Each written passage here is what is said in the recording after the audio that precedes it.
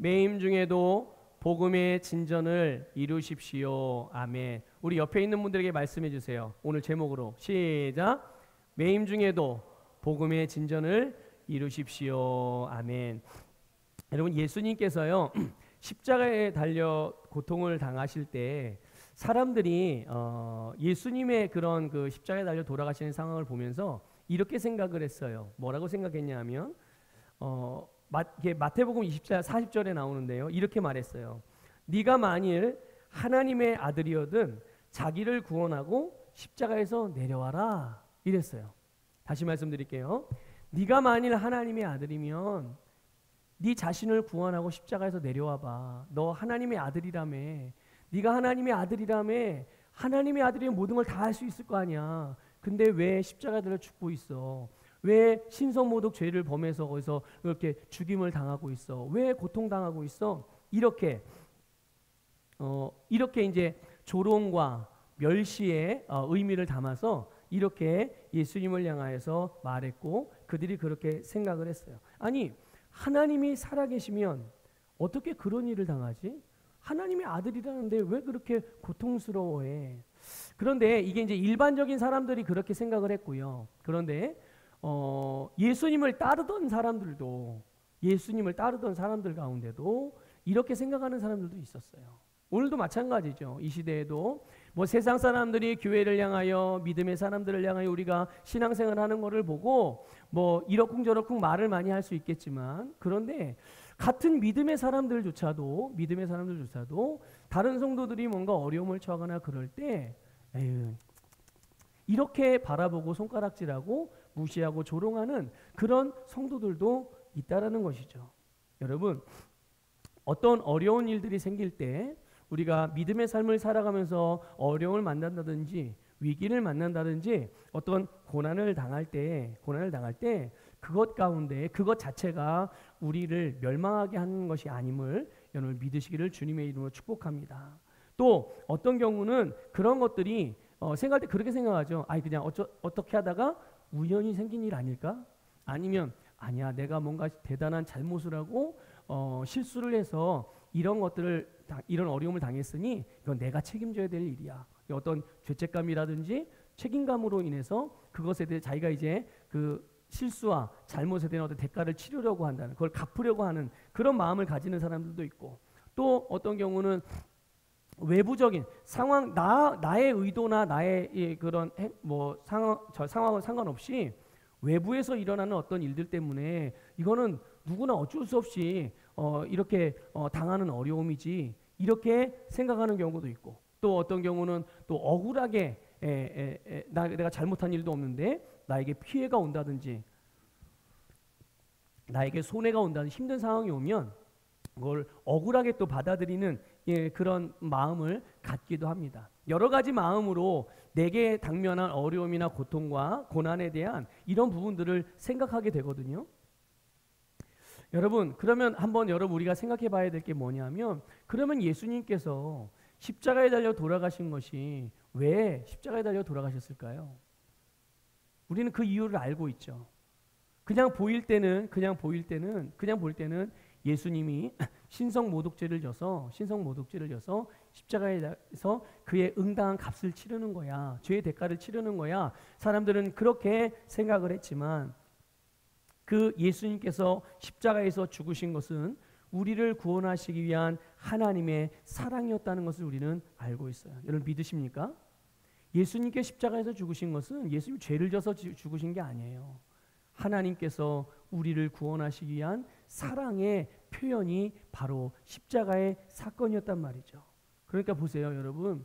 우리가 당면한 우리의 모든 삶 가운데, 우리 삶 속에 하나하나 새겨진 주님의 선하심과 주님의 사랑과 주님의 인도하심을 보게 된다면 우리는 우리의 삶에서 만나게 될 수 있는 여러 가지 어려운 일들과 불편한 상황들이라든지 때로는 억울하게 느낄 수 있을 만한 일들도 있겠지만 그 모든 것들도 참아내고 이길 수 있음을 믿으시기를 주님의 이름으로 축복합니다. 그래서 우리는 주님 안에 거하고 주님 안에서 우리의 삶을 보게 될 때, 어디 안에서요? 네, 주님 안에서요. 주님 안에서 우리의 삶을 보게 될 때 주님 안에서 우리가 거하게 될 때 우리는 우리의 인생 가운데서 역사하시는 주님을 볼 수 있음을 믿으시기를 바랍니다. 그래서 우리는 그 주님의 눈으로, 주님의 마음으로, 주님의 뜻 가운데서 우리의 모든 삶을 해석하고 바라보고 평가하고 우리는 그런 결정과 선택을 내려야 되는 것이죠. 여러분 오늘 12절 말씀 한번 읽어보겠습니다. 본문 12절 읽겠습니다. 시작. 형제들아 내가 당한 일이 도리어 복음 전파에 진전이 된 줄을 너희가 알기를 원하노라. 아멘. 사도 바울이요 감옥에 갇혔습니다. 감옥에 갇혔는데 이 사도 바울이 당한 일이 그럼 감옥에 갇혀서 뭐 했겠어요? 감옥에 독방에 갇혀가지고 막 감옥 안에 냉장고가 있고 막 이래가지고 거기서 평안한 삶을 살았겠습니까? 아니에요. 죽음의 위협을 당하면서 온갖 고초를 당하는 거예요. 그러나 그 사도 바울이 자기가 당한 일, 그리고 그 자기가 당한 일뿐만 아니라 그 일로 말미암아 나타난 결과, 그게 뭐예요? 복음이 전파되는 일에 더 진전이 되었다라는 거예요. 바울이 감옥에 갇히기 전보다 바울이 감옥에 갇힌 다음에 더 많은 복음의 전파가 일어났다는 것이죠. 그거를 빌립보 교회의 성도들이 알기를 원한다는 거예요. 너희들 이걸 좀 알아야 되겠다. 이거를 말씀해주고 있는 겁니다. 눈에 보이고 귀에 들리고 어떤 감각으로 느껴지는 게 전부가 아니라는 것이죠. 그들이 눈으로 보고 귀로 듣고 느껴지는 것은 무엇입니까? 감옥이고 어려움이고 고통이고 두려움이고 무서움이고, 그러나 그게 전부가 아니라 오히려 그것이 복음의 진보가 나타났다는 것이죠. 여러분 사도 바울이 복음을 증거하다가 로마에 처음에 잡혀갔어요. 처음부터 이 빌립보 교회의 성도들에게 편지를 쓸 때처럼 이 그 시위대 감옥에 갇혔던 게 아니에요. 처음에는 로마의 감옥에 갇혔을 때 비록 죄수의 신분이었지만 지금으로 표현하면 그런 가택연금 아세요, 여러분? 가택연금 아십니까? 연금? 무슨 집을 저당 잡혀가지고 돈을 주나 그런 연금이 아니고 집안에 가두는 걸 말하는 거예요. 이렇게 일정한 이게 영역을 이렇게 딱 테두리를 져가지고 여기 밖으로는 못 나가게 하는. 그래서 바울이 그런 상태였어요. 그러니까 그런데 거기에는 아주 제한되긴 했지만 약간의 자유함이 있었어요. 그렇기 때문에 그 테두리 안에서 그 나라가 정해준 그 테두리 안에서는 자유롭게 이동을 할 수가 있었어요. 그래서 그 집 마당에도 나올 수 있었고, 물론 집 밖에는 못 나옵니다.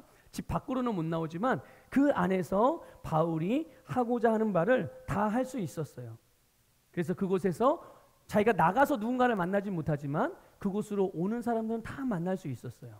그래서 바울의 안부를 확인하기 위해서 찾아오는 사람, 바울을 위로하기 위해 찾아오는 사람, 바울에게 인사하기로 또 뭔가를 음식을 전달하기 위해서 찾아오는 다 만나고 그들과 대화하고 그들과 교제하고 소식을 나누고. 그런데 놀라운 것은 바울은 그곳에서도 자기를 찾아오는 사람들에게 복음을 전하고 말씀으로 양육을 하는 거예요. 코칭을 하고 멘토링을 하고 상담을 하면서 그곳에서도 그가 이 로마 감옥에 로마 이 가택연금 당하기 이전에 하던 것처럼 똑같이 자기가 할 바를 하는 거예요. 얼마나 대단합니까? 자, 그런데 어느 날 이 바울이 이제 감옥이 옮겨지는 거예요. 옮겨지는데 이제 그 옮겨진 감옥은 어떤 감옥이냐? 바로 시위대의 감옥이에요. 시위대의 감옥. 이거는 모든 자유가 다 박탈되고, 그리고 그곳은 불결하고 비인간적인 일들이 자행되는 그런 감옥이에요.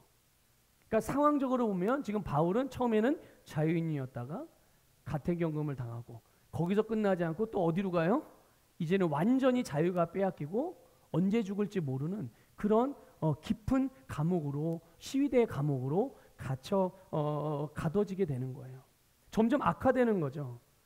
그러니까 여기 이 시위대 감옥에는요, 시위대 감옥에 갇힌 사람들은 언제 어느 날 사형당할지 몰라요.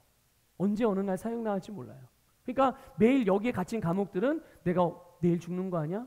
오늘 죽는 거 아니야? 매일 그 죽음의 두려움에 사로잡혀 살아가는 그런 사람들이었어요. 게다가 손발이 쇠사슬에 다 묶여, 감옥 안에 있으면서도 손발이 묶여 있어서 마음대로 활동을 할 수 없는. 그러니까 사도 바울도 자신이 뭐 할 수 있는 게 있을까요, 없을까요? 할 수 있는 게 근데 엄밀하게 보면 사도 바울은 자기가 이런 대접을 받을 일을 한 적이 없어요. 사도 바울이 했던 것은 복음을 전했던 일이고 다른 사람들을 도왔던 일일 뿐이지, 그가 다른 사람에게 해를 끼치거나 다른 사람 뭐 나라를 비난하거나 비판하거나 그러지 않았어요. 그런 일을 한 게 아니거든요. 그럼에도 불구하고 사도 바울은 그 안에서 할 수 있는 게 아무것도 없어요. 자기를 변명하기 위해서, 자기 억울함을 토로하기 위해서 할 수 있는 것들이 아무것도 없었어요. 그러니까 이런 어려움, 상황이 점점 나아지고 있는 게 아니라 그냥 볼 때 점점 안 좋아지고 있으니, 만약에 이런 어려움을 당한 사도 바울을 바라볼 때, 세상적인 기준으로 바라볼 때, 그렇게 바라보면 사도 바울의 인생이 어떻게 된 거예요? 어떻게 된 겁니까? 이제 끝났다 이러지 않겠어요? 야, 이제 사도 바울도 그렇게 길고 뛰고 날더니 저 감옥에 가서는 이제 끝났구나. 세상에, 야, 그렇게 부자인 사도 바울이, 그렇게 대단하게 머리가 좋았던 사도 바울이, 그렇게 막 예수 전하고 다니던, 그렇게 어디 가나 막 존경받고 존중받던 그런 사도 바울이, 야, 감옥에 가서 너도 별 수 없구나. 이런 판단과 평가가 일반적인 기준이었단 말이죠. 그런데 이렇게 바울이 당한 일들이 빌립보 교회 성도들에게 전해진 거예요. 바울이 시위대 감옥에 갇혔어. 거기서 이런 일을 당하고 있어. 이 소식을 들은 빌립보 성도들이요, 걱정이 안 되겠어요? 걱정만 되는 게 아니죠. 또 자기들도 사도 바울과 같이 복음을 전하고, 자기들도 사도 바울과 같이 말씀을 따라 살고, 그들이 항상 모이면 기도하고 항상 예배하고 흩어지면 전도하는 일들이 일상생활이었는데, 이제 본인들도 어떻게 될 거예요? 앞으로 사도 바울도 이렇게 됐는데 자기들 같은 경우는 그럼 어떻게 되겠다는 거예요? 이제 곧 머지않아서 우리들도 이렇게 되겠구나, 그런 생각을 갖게 될 수 있고, 그래서 당연히 위축될 수 있었던 상황이죠. 그런데 사도 바울이 그런 그들에게 편지를 보내는 거예요. 그들에게. 그래서 그들이 알기를 원하는 내용의 핵심, 그건 사도 바울이, 야, 내가 이런 어려움에 있어, 내가 이런 고통에 있어, 그러니까 나를 좀 위해서 기도해줘, 이게 아니었어요. 사도 바울이, 그들이, 빌립보 교회 성도들이 알기를 원했던 것은 바로 본인이 이렇게 매여 있고 묶여 있고 어려운 상황이고 현실적으로는 점점점 고통스러운 상황에 빠져 들어가는 것 같지만, 그 가운데 일어난 복음 전파의 진전을 알기를 원했던 거예요. 그러니까 제대로 봐라 이러는 거예요. 눈에 보이는 대로 보지 말고 들리는 대로 판단하지 말고 하나님의 역사하심을 보아라. 이것들을 알기를 원하는 거죠. 여러분, 복음 전파의 진전이란 말이 무슨 의미입니까? 단순히 그냥 복음, 여러분 그냥 단순히 전도가 잘 됐다, 전도하는 사람이 많아졌다, 이런 의미만 있는 게 아니에요. 여러분, 복음이 전파되고 영혼이 구원받는 게 누구의 뜻입니까? 네, 하나님의 뜻이에요. 그러니까 이 복음 전파의 진전이란 말은 바울을 향한, 빌립보 교회 성도를 향한, 오늘 저와 여러분을 향한 하나님의 뜻과 계획이 어떻게 되고 있다는 거예요? 점점 이루어지고 있다는 거예요. 그 이루어지는 게 조금이 아니라 점점점 증가가 일어나고 있다는 뜻이고, 우리의 인생, 우리의 삶의 목적이 이루어지는 것을 의미하는 표현이에요. 여러분 믿으십니까? 내가 현실적인 상황이 어려움에 직면해질 수 있고 어둠 가운데 들어갈 수 있다 할지라도, 그래서 다윗이 고백한 것처럼 내가 사망의 음침한 골짜기를 다닐지라도 하나님께서 저와 여러분을 향한 계획과 뜻이 이루어진다는 것을 믿으시기를 주님의 이름으로 축복합니다. 여러분, 이 세상에서 가장 성공적인 인생이 어떤 인생일까요? 가장 성공적으로 살아가는 사람이 어떤 사람일까요? 돈을 많이 소유하는 사람, 돈을 많이 버는 사람, 여러분 사회적인 명성이 뛰어난 사람, 유명해진 사람, 세상의 권세를 많이 가진 사람 아니에요. 그게 아니라 하나님께서 우리를 향한, 그들을 향한 삶의 목적이 성취되어지는 사람, 그것을 이루고 살아가는 사람들이 가장 성공적인 사람이라는 것을 믿으시기를 주님의 이름으로 축복합니다. 여러분, 우리가 육신의 생명이 끝나면 우리는 어디로 가죠? 우리는 어디로 갑니까? 네, 하나님의 나라로 가요. 그럼 하나님께서 저와 여러분에게 물으실 거예요. 뭘 물으실까요? 야, 자녀들에게 유산 얼마나 남겨주고 왔니? 이거 물으실까요? 너 세상에 살면서 그 권력을 얼마나 많이 가져봤니? 얼마나 많은 명성을 얻어봤니? 이거를 물으실까요? 뭘 물으시겠습니까? 너 몇 번 예배 드렸니? 이건 물으실까요? 아니에요. 그게 아닙니다. 무엇을 물으실까요? 내가 너에게 하라고 한 일을 다 이루고 왔니? 이거 하나 물어보신단 말이에요. 이거 물어보신다고요. 그게 바로 우리가 하나님 나라에서 받을 영원한 상급이에요. 믿습니까? 네. 우리가 주님 앞에 갔을 때 주님께 너 이거 잘했고 못했고 잘했고 못했고 이게 아니라 하나님께서 우리에게 하라고 하신 그 일들을 다 이루고 왔느냐. 그런데 오늘 주님께서 사도 바울을 통해서 빌립보 교회 성도들과 오늘 우리들에게 동일하게 도전하는 거예요. 우리가 어떤 상황에, 어떤 어려움에, 어떤 어둠 가운데, 어떤 사망의 음침한 골짜기로 다닐지라도 주님께서 우리를 향한 계획, 주님께서 우리를 통해 이루시고자 하신 하나님의 뜻, 우리의 삶의 목적을 주께서 이루어 가신다는 것이죠. 여러분, 이것을 믿으시기를 주님의 이름으로 축복합니다. 그런데 여러분, 가만히 있다고 이루어지는 건 아니죠. 그러니까 사도 바울을 통해서 우리는 그것들을 배우는 거예요. 여러분, 첫 번째 복음 전파의 진전이요. 복음 전파의 첫 번째 그 진전은 뭐냐면 사도 바울이 갇혔던 그 시위대 안에서 종사하던 간수들이 있어요. 종사하는 간수들, 그리고 그 감옥에 있던 많은 사람들에게 복음이 전해졌고 그로 인해서 그 간수들과 또 많은 사람들이 구원받는 자들이 생긴 거예요. 믿습니까?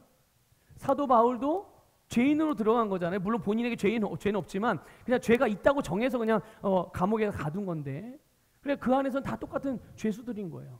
언제 죽을지 모르는 죄수들. 그런 죄수들을 간수들이 어떻게 대하겠어요? 온갖 핍박과 온갖 괴로움을 주지 않겠습니까? 그런데 그 가운데서 사도 바울을 통해서 간수들이 복음을 듣게 되고 죄수들이 복음을 듣게 되고, 그래서 그들이 예수님을 믿는 역사가 일어났다는 것을 깨달으시기를 주님의 이름으로 축복합니다. 여러분, 감옥에 있는 간수나 감옥에 있는 죄수들이나 기본적으로 여러분 이 사람들은 어떤 사람들일까요? 이 사람들은 평범한 사람들은 아닐 거 아니에요. 그렇죠?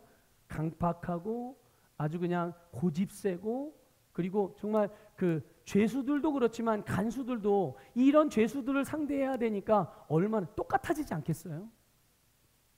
그런데 여러분, 그들이 바울이 전하는 복음을 듣고 믿었다? 이게 그냥 되어진 일일까요? 그냥 어느 날 갑자기 가가지고 죄수로 있다가 어느 날 갑자기 야 예수 믿어라, 예수 믿어야 구원받는다 이런다고 그래가지고 간수들이 그래? 그럼 내가 예수 믿어야 돼 이러고 덥석 예수를 믿었겠어요? 아니에요. 그들이 물론 바울이 복음을 증거했다는 건 당연한 거고, 바울이 복음을 증거했지만 그 바울이 전한 복음이 그들에게 받아들여질 수 있기 위해서는 여러분, 바울이 거기에서 어떤 삶을 살았었냐는 거예요. 바울은 그곳에서 철저하게 말씀을 따라 행했고, 사랑을 따라 행했고, 주는 자로 행했고, 섬기는 자로 행했던 거예요. 그러니까 바울은 감옥에 갇히기 전이나, 아니 상황이 조금 더 나빠졌을 때나, 아니 더 나빠졌을 때나 항상 어디에서나 상황을 바꾸고 복음을 증거하는 자로서 기능하며 살았다는 것을 여러분들 깨달으시길 바랍니다. 여러분, 오늘 교회에서는 여러분들 그리스도인들이신데, 여러분 이제 예배 끝나고 집에 가면 여러분들은 그리스도인입니까? 자연인입니까? 그리스도인이세요? 우리 학생들은 이제 학교에 갈 것이고 이제 우리 직장인들 사업자들은 이제 자기의 일터로 돌아가게 될 것인데 여러분이 일하는 곳, 여러분이 공부하는 곳에서는 여러분들 그리스도인이세요? 자연인이세요? 그리스도인이세요? 맞습니까? 자, 여러분들 어떤 사람들은 좋은 일들이 일어나고 있고 또 어떤 사람 좀 어려움에 있는 사람들도 있을 거예요. 여러분 어려움에 처하든 좋은 일에 처하든 여러분들 그리스도인이세요? 자연인이세요? 네, 그리스도인이세요. 우리는 어디에 있든지 무엇을 하든지 우리는 그리스도인임을 믿으시기를 주님의 이름으로 축복합니다. 그러니까 내가 상황이 좋다고 조금 잘하는 척하고 상황이 안 좋고 기분이 안 좋다고 좀 못하는 척하고 아니 내 형편이 지금 너무 어렵다고 해가지고 내가 그리스도인이 아닌 것처럼 살아가지 마시란 말이죠. 우리는 어디에서든 어떤 기분이든 어떤 상태든 어떤 상황이든 언제 어디서나 그리스도인이요 하나님의 자녀요. 우리의 있는 자리에서 내가 처한 상황에서 항상 그리스도인의 삶을 살아가게 될 때 우리를 통해서 나타나는 주님의 영광이 우리 주변의 나의 세상을 복음의 세상으로 하나님의 나라로 여러분 복음의 영향력이 확장되어지는 이런 놀라운 역사들을 나타낸다는 것을 믿으시기를 주님의 이름으로 축복합니다. 분명히 복음은 모든 믿는 자들을 구원하는 하나님의 능력입니다. 그러나 전하는 사람이 없으면 들을 사람도 없고 복음을 듣지 못하면 구원받을 수도 없어요. 그러니까 바울이 비록 이 감옥에 갇혀 있고 매인 상태이지만 그가 처한 상황은 참으로 비극적이라고 말할 수 있겠지만 바울은 자기가 처한 이 어려운 상황을 마냥 힘들어만 하고 있었던 게 아니에요. 그리고 이스라엘 백성들처럼 불평하거나 누구를 원망하고 있었던 것도 아닙니다. 자기가 있는 곳에서 자기를 부르신 그 부르심을 따라서 또 자기를 부르신 자의 뜻을 따라서 그분이 자기에게 하라고 하신 그 일들을 하나씩 하나씩 해나갔다는 것이죠. 또 감옥이라는 것은요 바울에게 있어서는 전혀 새로운 부류의 사람을 만나는 새로운 환경이었어요. 평소에 그냥 일반 사람들만 만나다가 이제 감옥 안에서는 정말 인생의 막장에 있는 사람들을 만나는 거 아니겠어요?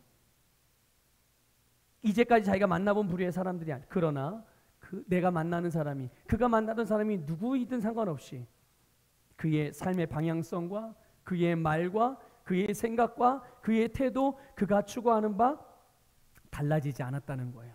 어떻게요? 오직 예수 그리스도. 항상 사도 바울의 심령 안엔 항상 예수 그리스도를 품고 있었고 그 예수 그리스도를 믿고 있었고 그분을 의지하고 있었고 그분을 추구하고 있었고 그분을 말하고 있었고 그분의 삶을 살아가고 있었다는 것이죠. 오늘 이것이 저와 여러분의 삶이 되기를 주님의 이름으로 축복합니다. 바울이 이렇게 참으로 어려운 상황에 처한 것은 분명한 사실이기도 하고 그 상황으로 인해서 바울이 실제로 정말 많은 고초도 겪었어요. 아니 얼마나 매를 맞았길래 죽은 줄 알고 사람들이 내다버렸어요. 그런데 아직 목숨이 붙어 있어서 하나님이 살려주셔서 이제 기운을 정신 들어서 눈을 떠보니까 성 밖에 버려져 있는 거예요. 본인이 간신히 몸을 가눠가지고 다시 자기를 버린 그 성으로 기어 들어가는 거예요. 왜요? 왜 들어가요? 살려고요? 아니요. 살려고가 아니라 복음을 증거하려고요. 자기를 버린 자들에게까지 자기에게 돌을 던져서 자기를 죽이려 한 자들에게까지 주님께서 복음을 전하라고 하셨기에 바울은 거기를 또 기어서 들어가는 거예요. 근데 여러분 바울이요 그렇게 할 수 있었던 게 어떻게 참 바울이니까 할 수 있지 우린 이렇게 생각할 수 있어요. 근데 바울이니까 할 수 있는 게 아니에요.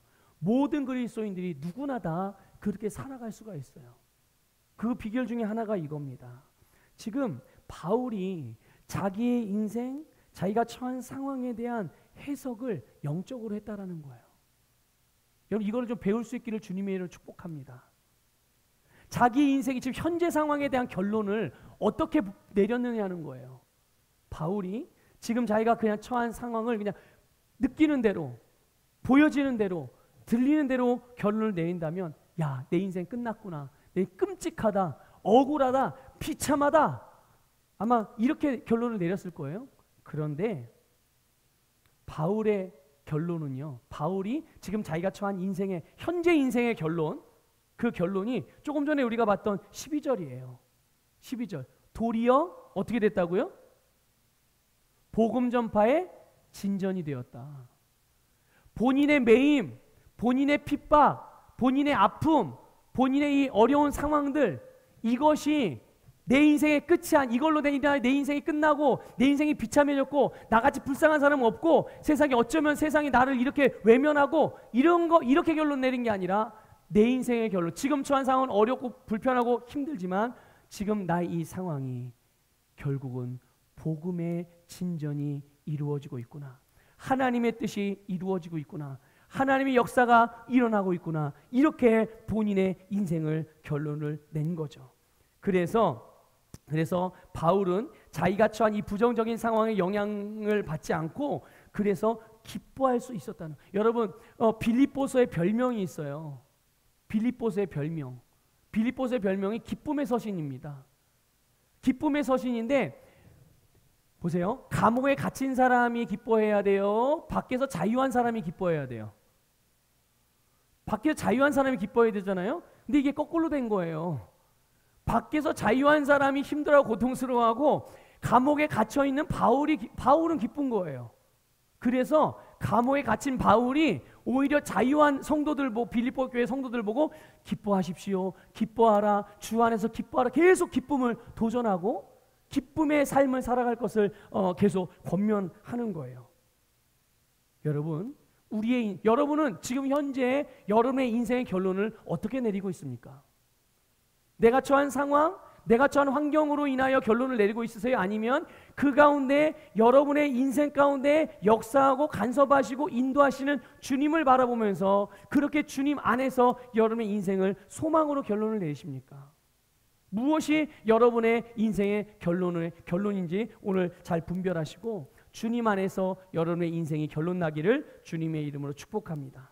그러니까 우리가 힘든 상황들이나 부정적인 환경들을 겪게 될 때 그것에 대한 내 반응이, 우리 각자의 반응이 있거든요. 어떤 사람 막 짜증을 내고, 어떤 사람 막 신경질을 내고, 어떤 사람 담담하게 받아들이고, 어떤 사람 또 그것으로 인해서 또 더 도전을 받는 경우들도 있죠. 자, 그런데 우리의 그 다양한 반응이 있겠지만 그 모든 반응들은 그것에 대한 내 안에서의 해석한 결과라는 것을 아셔야 돼요. 내가 어떤 상황을 만났을 때, 환경을 만났을 때 거기에 대한 반응은 내가 그거를 어떻게 보고 있구나라는 내 해석에 대한 반영이에요. 그러니까 우리의 심령 안에서 우리의 인생에 대한 어떤 선택과 결론을 내리게 될 때 그 기준이 분명해야 되죠.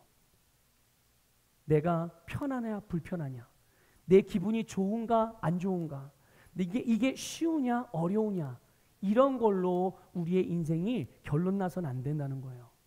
그게 아니라 이거는 일반적으로 육신을 따라 살아가는 사람들, 세상 사람들이 살아가는 결론 내는 방식이거든요.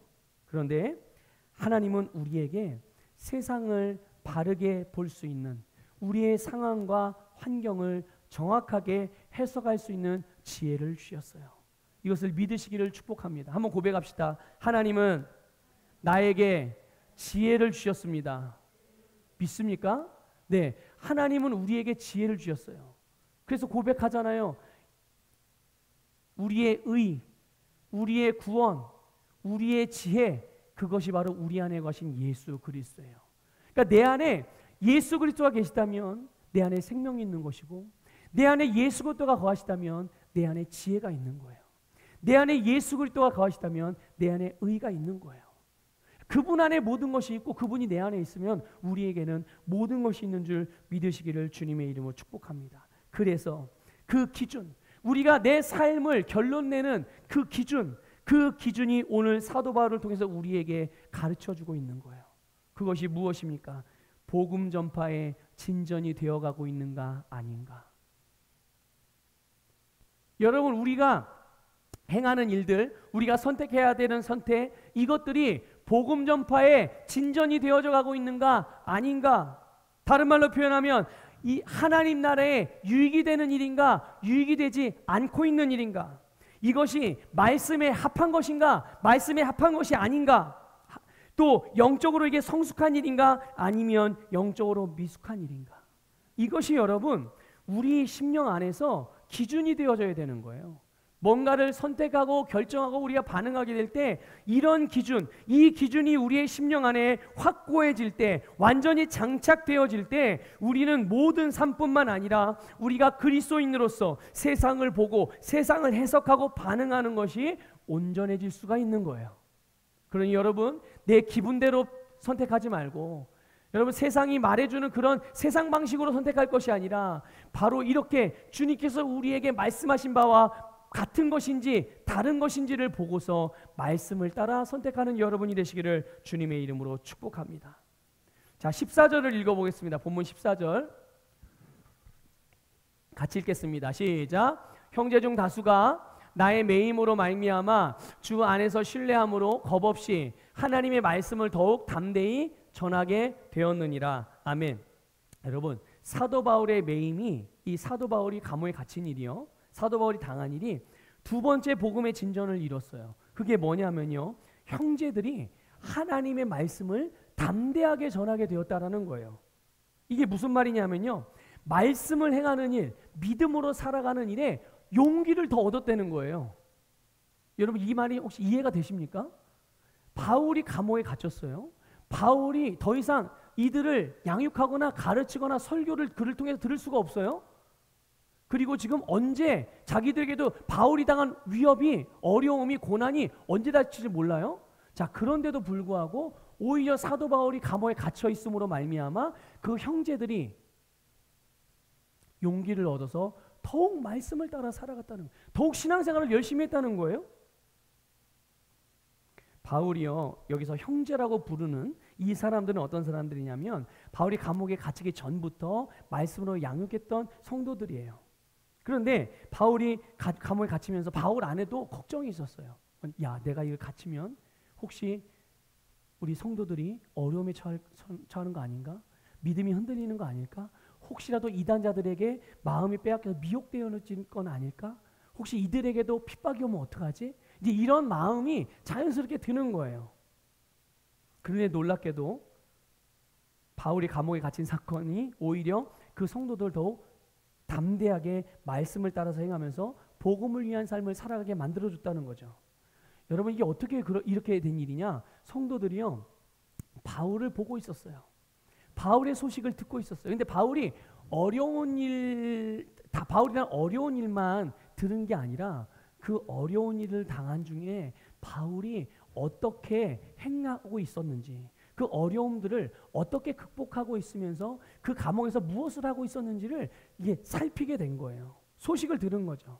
그런데 자기들의 영적인 지도자가 그 어려운 상황에도 계속 복음을 증거하고 어떤 상황에 처하든 어떤 환경에 있든 하나님의 자녀로서, 그리스도인으로서, 예수님의 제자이자 주님의 사명자로서 살아가는 모습을 보면서 성도들이요, 오히려 더 하나 되고 힘써서 말씀을 따라 행하며 복음을 증거하기 시작하는 거예요. 물론 다는 아니었어요.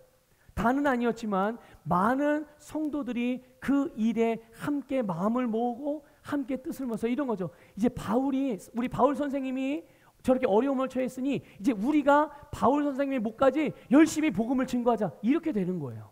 이렇게. 그런데 사실 여러분, 성도들이 본 거는 바울이 아니죠. 뭐 바울이 얼마나 대단하면 대단했겠어요. 여러분, 이 성도들이 본 것은 바울이 아니라 바울 안에서 착한 일을 시작하신, 바울 안에 착한 일을 시작하신 분, 그리고 그분이 자기들 안에도 그 일을 이루시고, 그래서 마지막까지 그 일을 반드시 이루실 그분이 누구십니까? 네, 예수 그리스도예요. 예수 그리스도. 바울을 통해서 예수 그리스도를 보는 거예요. 그리고 자기들을 통해 자기들을 보면서도 자기 안에 거하시는 예수 그리스도를 보는 거죠.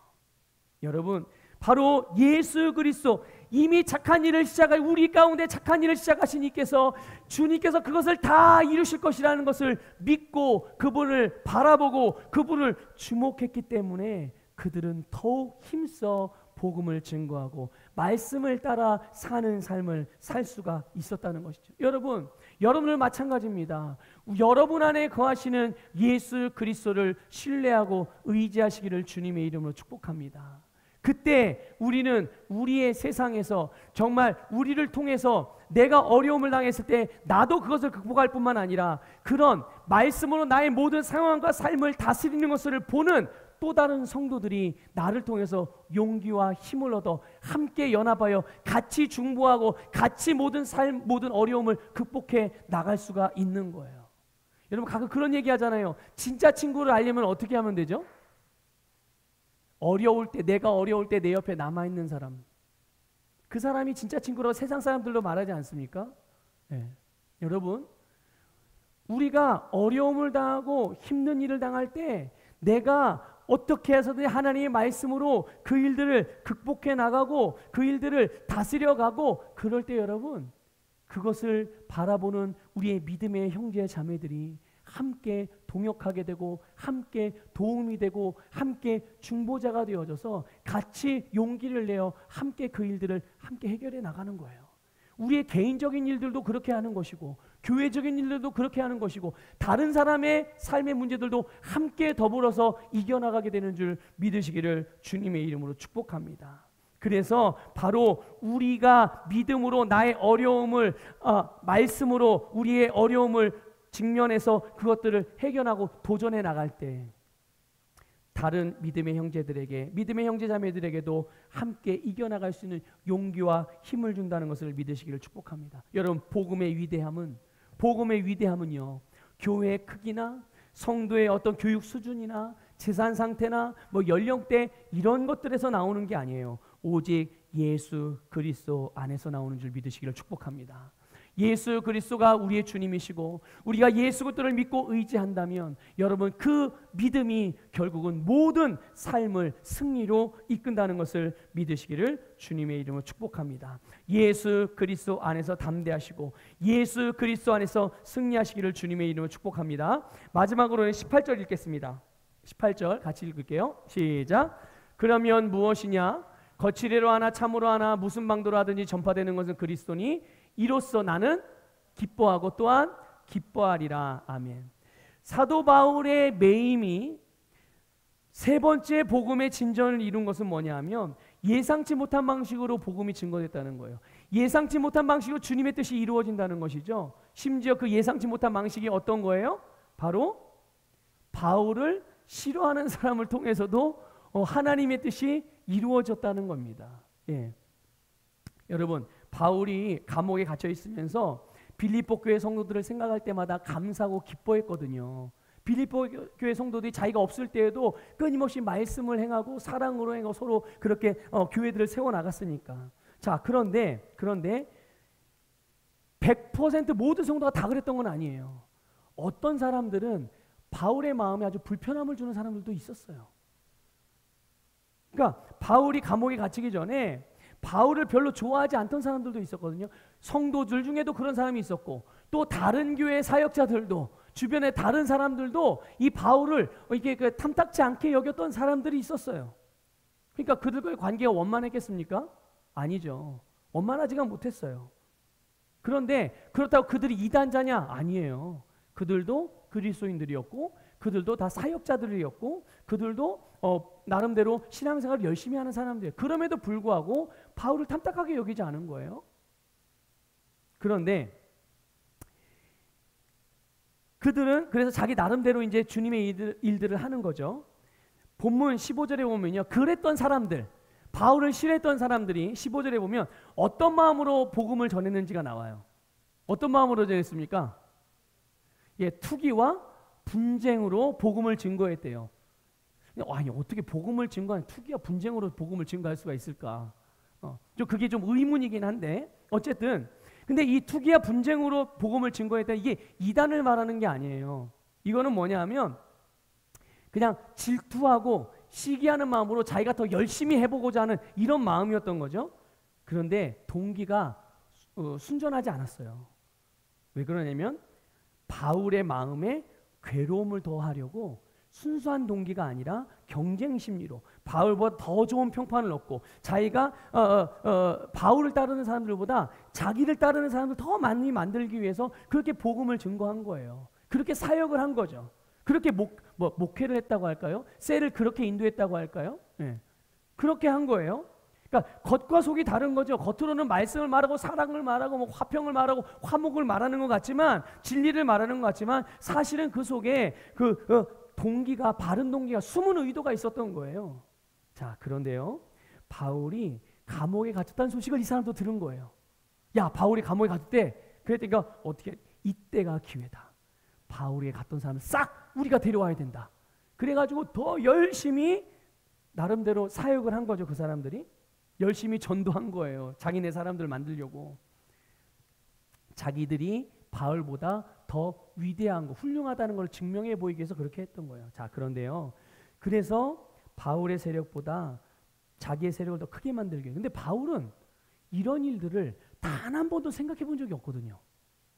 한 번도 생각해 본 적이 없어요. 그런데 이상하게 바울을 싫어하는 사람들이 이런 생각을 하고 이런 의도를 가지고서 사역을 한, 신앙생활을 한 거예요. 바울도 이제 이 소식을 듣게 된 거예요. 이 소식을 듣게 됐는데, 어떤 의도로 했든지 전파되는 것은 누구라고요? 그들이 어떤 마음과 어떤 동기를 가지고 신앙생활을 했든지 전파되는 것은 누구라고 말합니까? 예, 그리스도라고. 그러면서 기뻐했다는 것을 우리는 본문을 통해서 알 수가 있어요. 여러분, 그렇다고 해서 복음을 증거하는데 수단과 방법은 어때도 상관없다는 것을 합리화하시면 안 됩니다. 예.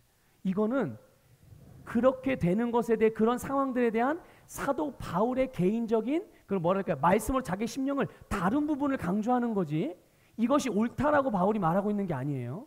예. 그러니까 보세요. 바울이 이 소식을 들었을 때 그냥 단순히 기쁘고 즐거워만 했겠습니까? 아니에요. 편치 않았습니다. 편치 않았어요. 그의 감정이 그냥 평온하기만 했던 게 아닙니다. 자기는 한 번도 그런 생각을 해본 적이 없는데 왜 같은 믿음의 사람들임에도 불구하고 자기를 경쟁 상대로 생각하고 왜 이렇게 불편하게 온전한 방식으로가 아닌 이런 방식으로 복음을 증거할까? 이렇게 사역할까? 왜 마음이 불편하지 않았겠어요? 자, 그런데 중요한 건 이거예요. 오늘 여러분들, 저와 여러분이 이거를 이 부분을 깨닫기를 원해요. 그게 뭐냐면, 중요한 거는 바울이 자기의 그런 마음과 자기의 감정을 말씀으로 다스렸다는 겁니다. 말씀을 다스렸다는 것이고요. 그 가운데 자기의 부르심과 하나님의 뜻에 주목하여서 주 안에서 모든 것을 보고 주 안에서 모든 것을 해석하고 주 안에서 모든 것들에 반응했다는 겁니다. 오늘 저와 여러분이 이렇게 되기를 주님의 이름으로 축복합니다.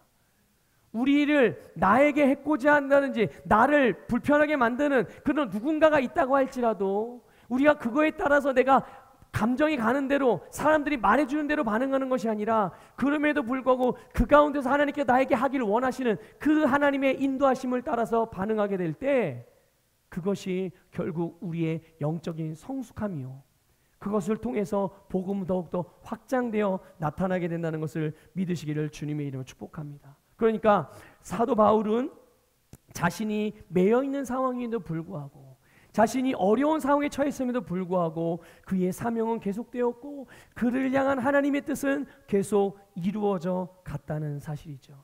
여러분, 우리가 처한 상황이 어떠한 어둠의 상황이라 할지라도, 어떤 사망과 음침한 골짜기로 다닌다 할지라도 거기에서 하나님의 뜻이 계속적으로 이루어지는 것, 그것은 바로 그 안에서도 우리가 주님의 말씀을 선택하고 말씀을 따라 행하게 될 때 거기에서 반드시 하나님의 열매가 더욱더 풍성하게 맺혀지게 된다는 것을 믿으시기를 주님의 이름으로 축복합니다.